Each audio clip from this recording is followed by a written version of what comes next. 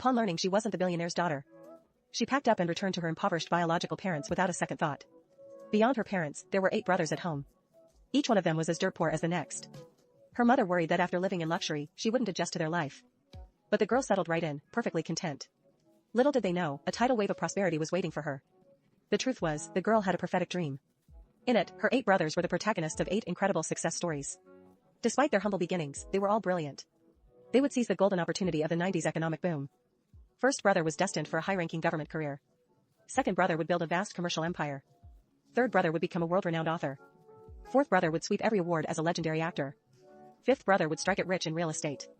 Sixth brother would return from his studies abroad, becoming a pillar of the global Chinese community. Seventh brother was a master hacker, who would go on to launch a gaming giant. Eighth brother would devote his life to medicine, becoming a top authority in his field. As for that family who kicked her out, the fake heiress and her kin, within a few years, one wrong step would cost them everything. Their family was left with nothing. The next day, she headed to school. She was running a few minutes late. Eighth brother looked visibly annoyed, his face etched with impatience. But the moment he looked up, he froze at the sight of his sister. He never imagined she'd look like a porcelain doll. "Mom, this is my 8th brother, Beonjo." That soft, sweet voice left him completely flustered. Thinking back to that fake sister, she'd always been a ticking time bomb to him. Nothing like this girl, who was so easy to adore. So, 8th brother puffed out his chest and volunteered, offering to ride her to school. But near the school, he habitually braked at the usual spot. As she wondered why, he smiled bitterly, saying the fake sister found him embarrassing, insisting he drop her off here. The elite school gates were always swarming with luxury cars. "Brother, how many minutes is the walk from here?"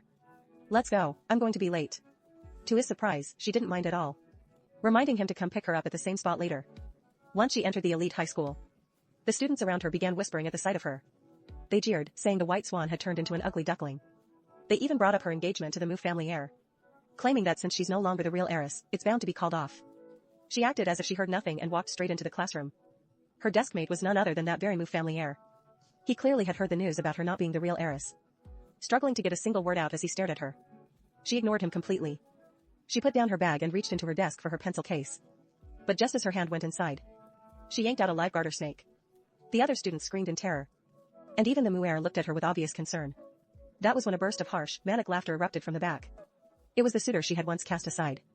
Seeing she lost her social standing, he'd staged this prank as revenge. But he never expected her to be completely unfazed. Instead, she stood up and said with a smile, "Thanks for the gift. I love it, so I really must return the favor." She then calmly walked toward the boy and shoved the snake right inside his uniform. The boy went wild with panic, collapsing onto the floor, wetting himself in the process. He rolled his eyes back and passed out cold from the shock. The classroom drama ended, and silence soon returned. Just then, the principal walked in, leading the real heiress. He threw his weight around immediately, demanding she give up her seat. His excuse, she needed to sit next to her future fiancé. She didn't argue, just calmly packed her bag to move. The only empty seat left was next to the Gu family heiress. Yet, under the girl's shadow, the Gu heiress had always been stuck in second place. Besides, she was cold and hated anyone sitting near her. To everyone's surprise, she silently let the girl sit down. Then, the real heiress leaned in close.